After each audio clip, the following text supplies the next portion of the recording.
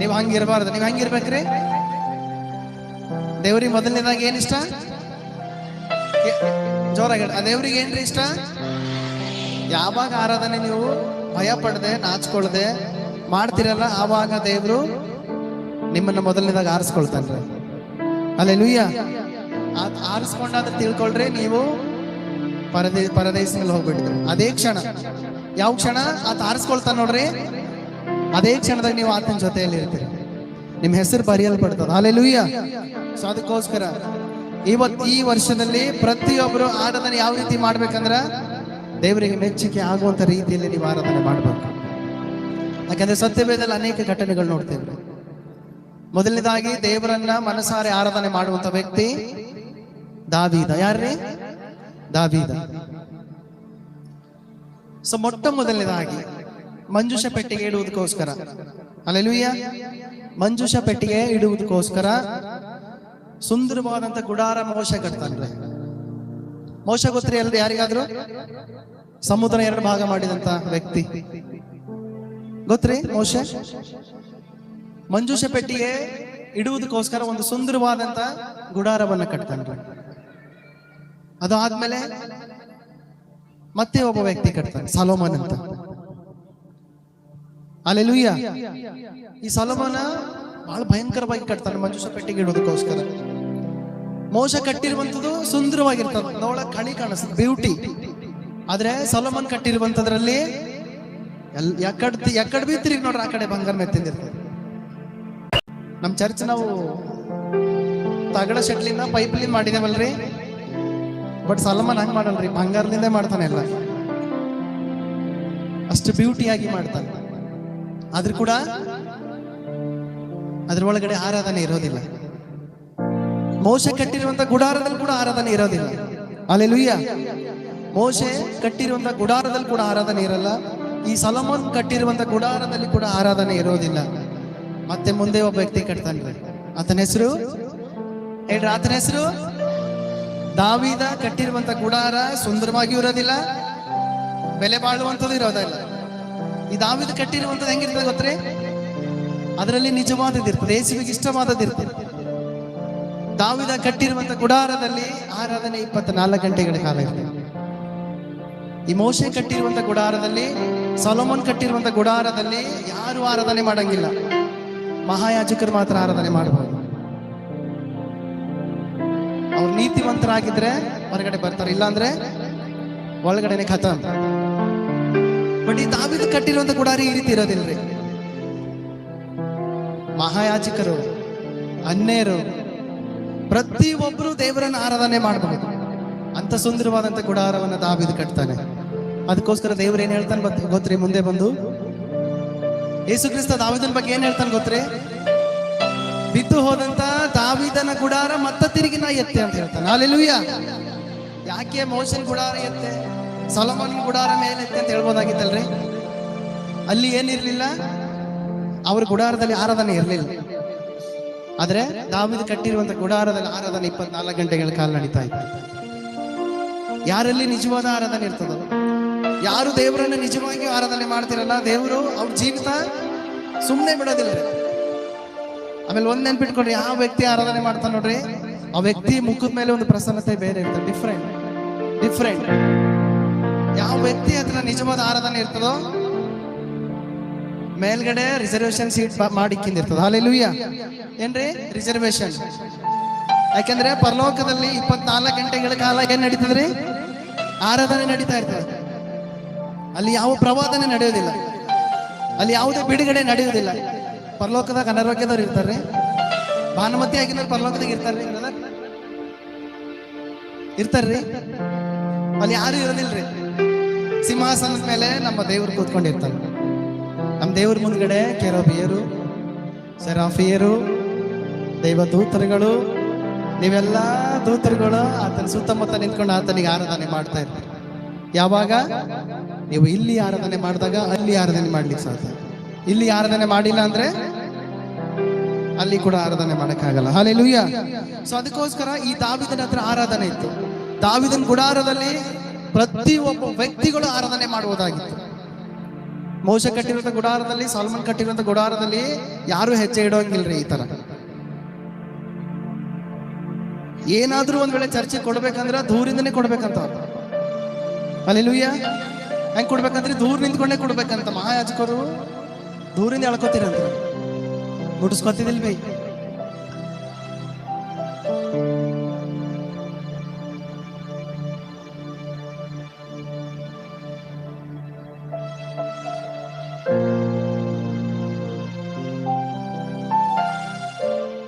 So ಈ ತರ ಮಾಡ್ತಾ ಇದ್ದಾರೆ.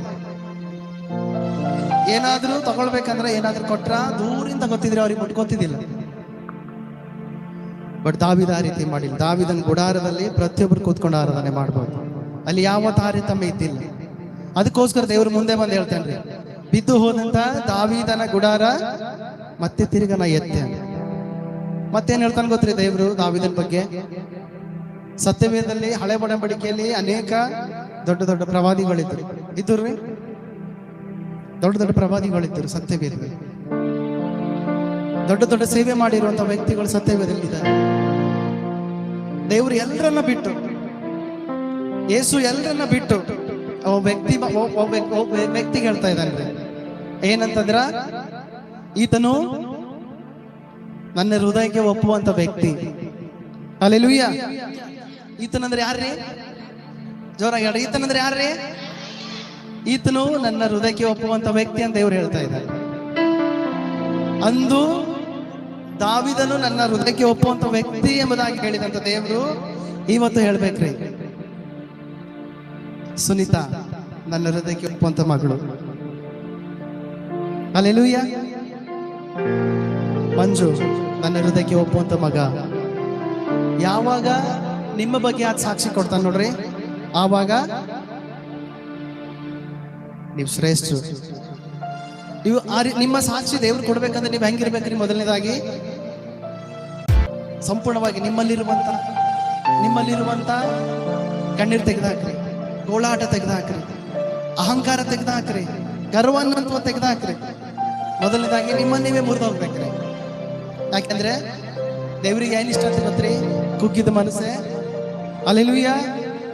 ಕುಗ್ಗಿದ ಮನಸ್ಸೆ ಯೆಹೋವನಿಗೆ ಇಷ್ಟ ರೀ. ಯಾರು ಕುಗ್ಗಿ ಹೋಗ್ತಾರಲ್ಲ, ಯಾರು ಕುಗ್ಗಿ ಆತನ ಕರೀತಾರಲ್ಲ, ಯೇಸುವಿಗೆ ಅದೇ ಇಷ್ಟ. ಯೇಸು ಕ್ರಿಸ್ತ ಸುಮ್ಮನೆ ಬಂದಿಲ್ರಿ ಭೂಮಿ. ಇವತ್ತಿನ ಜನ ಎರಡೆರಡು ಅಂತಸ್ತು, ಮೂರ್ ಅಂತಸ್ತು,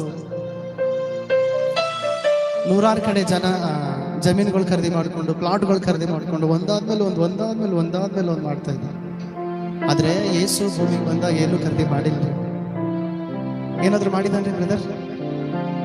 ಯೇಸು ಏನಾದ್ರು ಖರೀದಿ ಮಾಡಿದನ್ರಿ? ವಾಕ್ಯ ನೋಡ್ಬೇಕಾದ್ರೆ ಕಣ್ಣಲ್ಲಿ ನೀರು ಬಂದ್ಬಿಡ್ತದ್ರಿ. ಯೇಸು ಕ್ರಿಸ್ತ ಒಂದೊಂದ್ಸರ್ತಿ ಊಟ ಸಿಗ್ತಾ ಇದ್ದಿಲ್ಲ ಅಂತ್ರಿ ಆತ. ಹಲ್ಲೆಲೂಯಾ. ಎಲ್ಲವನ್ನ ಸೃಷ್ಟಿ ಮಾಡಿದ ದೇವರಿಗೆ ಒಂದೊಂದ್ಸಲ ಊಟ ಸಿಗ್ತಾ ಇರ್ಲಿಲ್ಲ. ಹಲ್ಲೆಲೂಯಾ. ಕಾಲಲ್ಲಿ ಚಪ್ಪಲಿ ಇರ್ತಾ ಇದ್ದಿಲ್ರಿ ಆತ. ಅಂತ ದೇವ್ರು. ಬಟ್ ಇವತ್ತಿನ ಜನ ಆತರ ಇಲ್ಲ. ಎಲ್ಲ ಸ್ವಾರ್ಥಿಗಳಾಗ್ಬಿಟ್ಟಿದಾರಲ್ರಿ.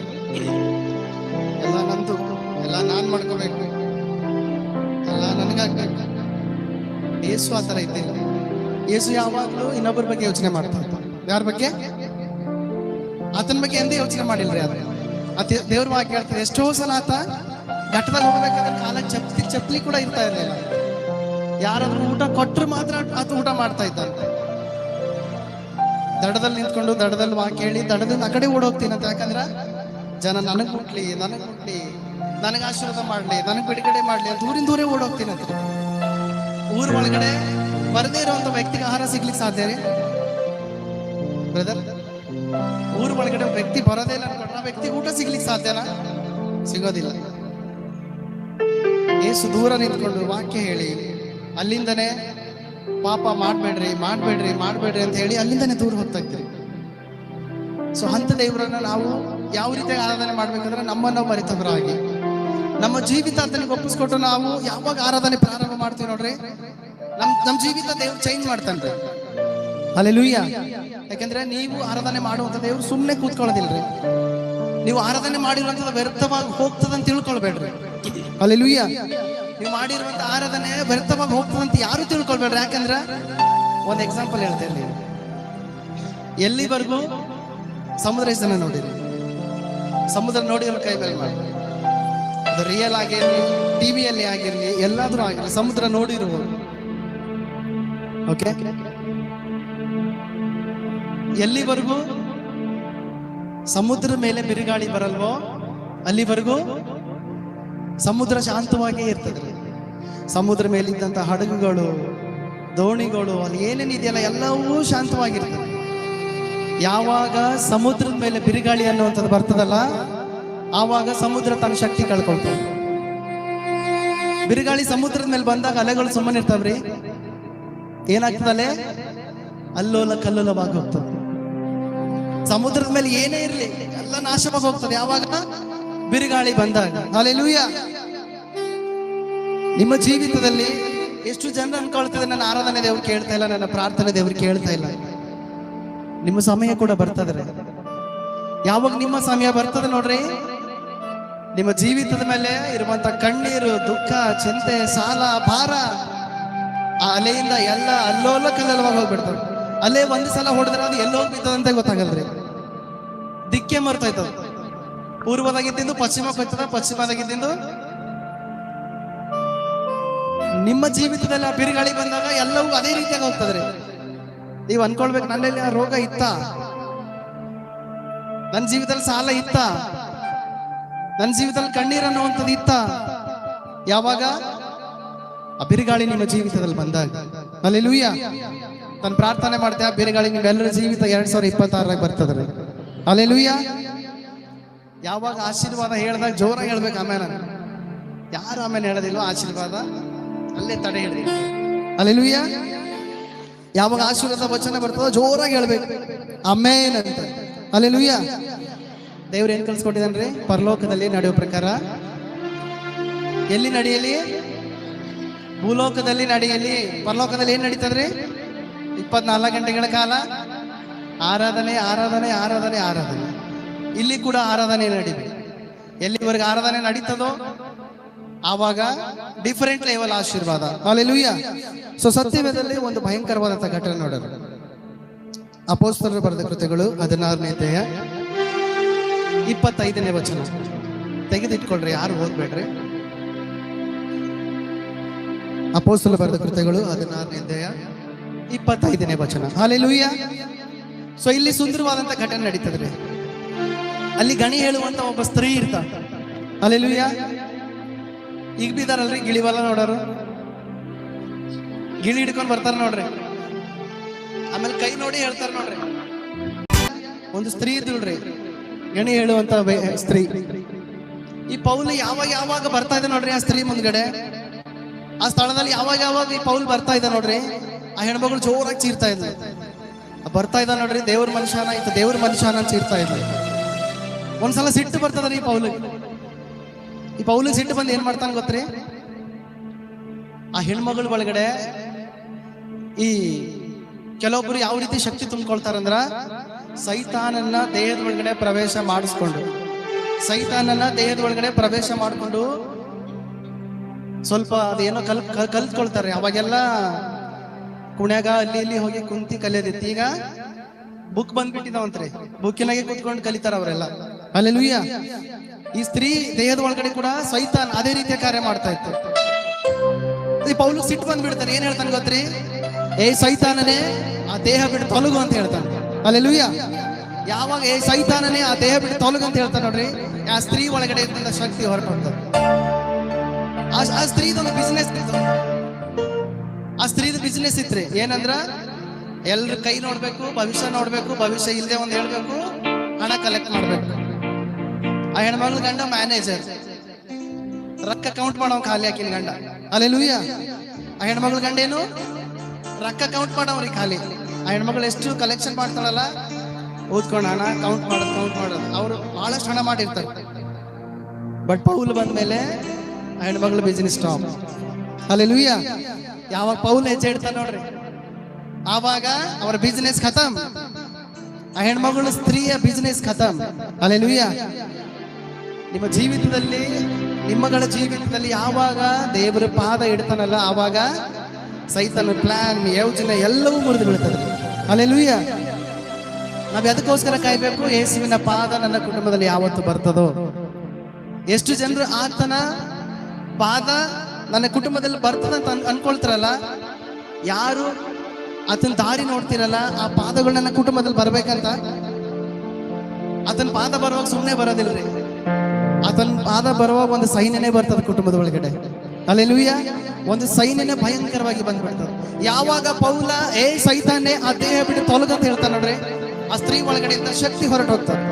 ಆವಾಗ ಸ್ತ್ರೀ ಬಿಸಿನೆಸ್ ಸ್ಟಾಪ್, ಆ ಸ್ತ್ರೀಯ ಗಂಡ ರೊಕ್ಕ ಕೌಂಟ್ ಮಾಡೋದು ಸ್ಟಾಪ್, ಎಲ್ಲ ಸ್ಟಾಪ್. ಆ ಹೆಣ್ಮಗಳು ಗಂಡಕ್ಕೆ ಸಿಟ್ಟು ಬರ್ತಾರೆ. ನಮ್ಮ ಪಟ್ಟಣದಲ್ಲಿ ಈ ವ್ಯಕ್ತಿಗಳು ಹೇಳಬಾರ್ದನ್ನ ಜನರಿಗೆ ಹೇಳ್ತಾ ಇದ್ದಾರೆ. ಜನರ ಮೈಂಡ್ ಡಿಸ್ಟರ್ಬ್ ಮಾಡ್ತಾ ಇದ್ದಾರೆ ಅಂತ ಹೇಳ್ಬಿಟ್ಟು ಈ ಪೌಲ ಮತ್ತೆ ಶೀಲರಿಗೆ ಏನ್ ಮಾಡ್ತಾನೆ ಗೊತ್ತ್ರಿ? ಹಿಡ್ಕೊಡ್ತಾನೆ, ಸುಳ್ಳು ಸಾಕ್ಷಿಗಳು ರೆಡಿ ಮಾಡ್ತಾನೆ. ಅವ್ರ ವಿರುದ್ಧವಾಗಿ ಹೇಳುವ ಹಾಗೆ ಸುಳ್ಳು ಸಾಕ್ಷಿಗಳು ರೆಡಿ ಮಾಡಿ ಪೌಲ ಶೀಲರಿಗೆ ಜೈಲಿನ ಒಳಗಡೆ ಹಾಕಿಸ್ತಾನೆ.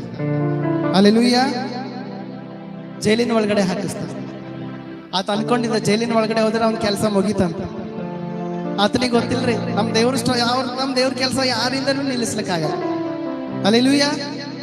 ಒಬ್ಬ ಹೋದಂದ್ರ 1000 ಜನ ನಿಂತ್ಕೊಳ್ತಾರೆ, 1000 ಜನ ಹೋದ್ರ 1,00,000 ಜನ. ಅಲ್ಲೆಲೂಯ.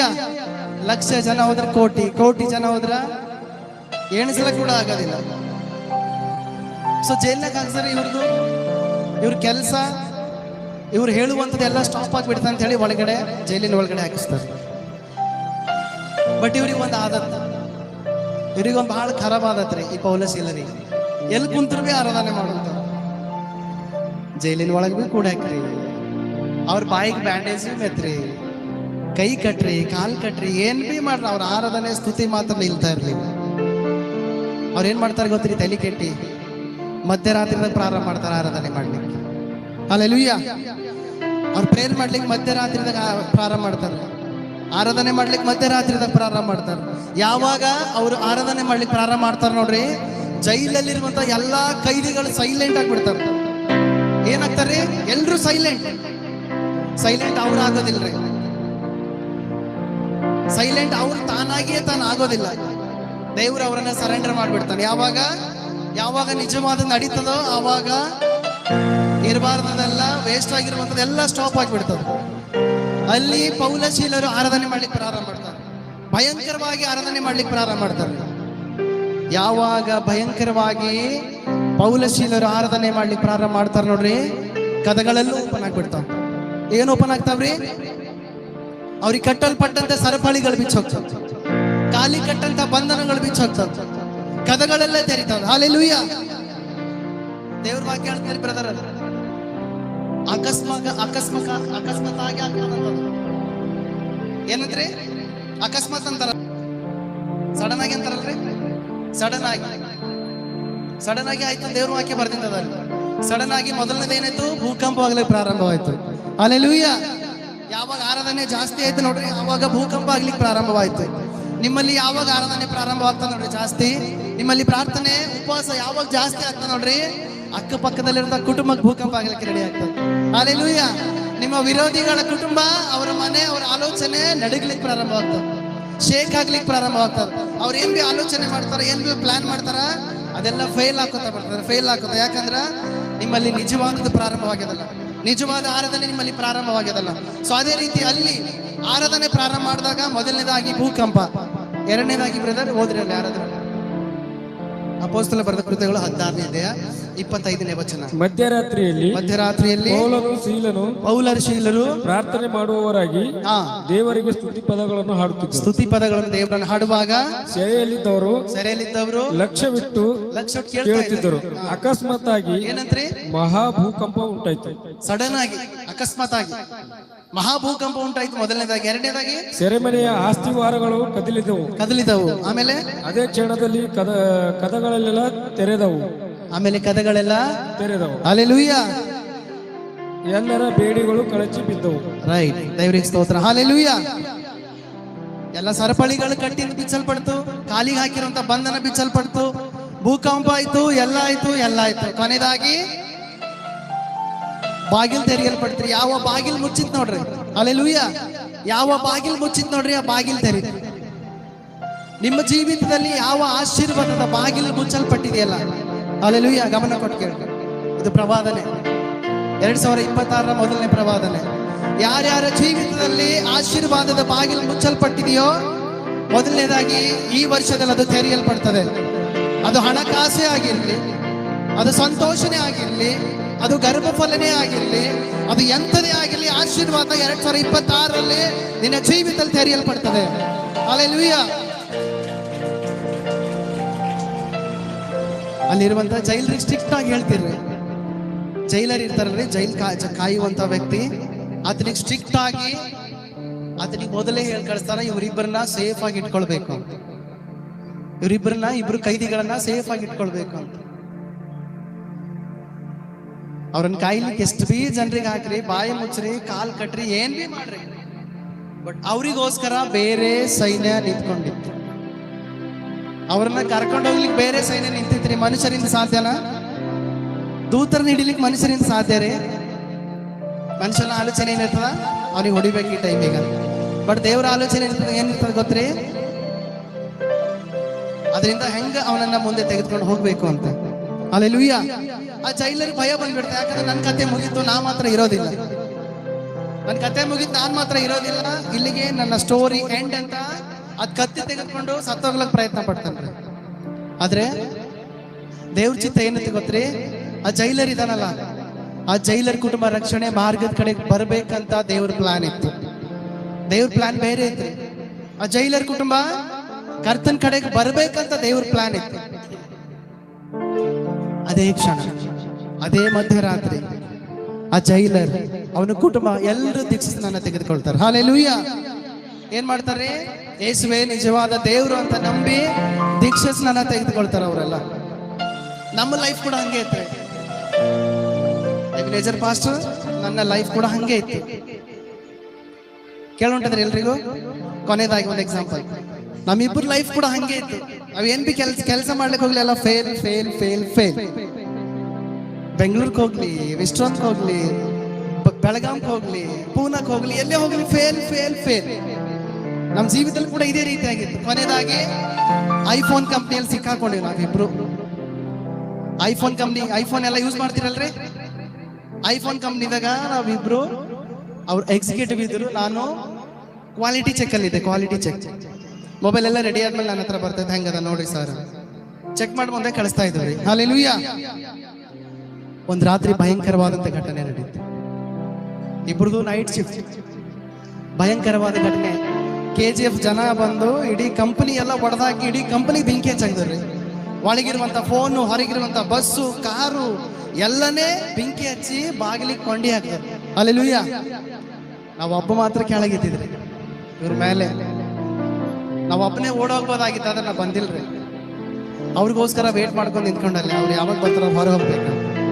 ಸೊ ದೇವ್ರು ಏನ್ ಮಾಡ್ದ ಗೊತ್ತ್ರಿ? ನಮ್ಮಿಬ್ಬರನ್ನ ಸುರಕ್ಷಿತವಾಗಿ ಹೊರಗೆ ತೆಗೆದುಕೊಂಡು ಬಂದ. ಹಲ್ಲೆಲೂಯಾ. ಆ ಬೆಂಕಿಯಿಂದ, ಆ ಜನರಿಂದ ಇಬ್ಬರನ್ನ ಹೊರಗಡೆ ತೆಗೆದುಕೊಂಡು ಬಂದು ಒಂದು ದೊಡ್ಡ ಸಾಕ್ಷಿಯಾಗಿ ನಿಮ್ಮ ಮುಂದ್ಗಡೆ ನಿಲ್ಲಿಸಿದ. ಹಲ್ಲೆಲೂಯಾ. ಇದು ದೇವ್ರ ಕಾರ್ಯ. ದೇವ್ರು ತನ್ನ ಮಕ್ಕಳನ್ನ ಉಪಯೋಗ ಮಾಡ್ಕೋಬೇಕಂದ್ರ ಏನ್ರ ಮಾಡ್ತಾನ, ಕಂಪಲ್ಸರಿ ಯೂಸ್ ಮಾಡ್ಕೊಳ್ತಾನ್ರಿ. ನಾವು ಅಲ್ಲೇ ಇದ್ರ ಅಲ್ಲೇ ಕೊಳ್ತೋಯ್ತಿದ್ದೇವೆ. ಬಟ್ ಇಲ್ಲಿ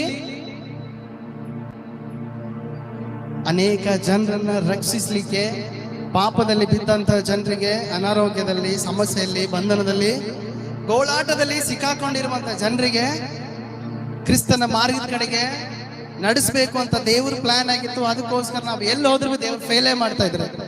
ಕೊನೆಯದಾಗಿ ಈ ಸುಂದರವಾದ ಸ್ಥಳದ ನಿಂದ್ರಿಸ. ಹಲ್ಲೆಲೂಯಾ.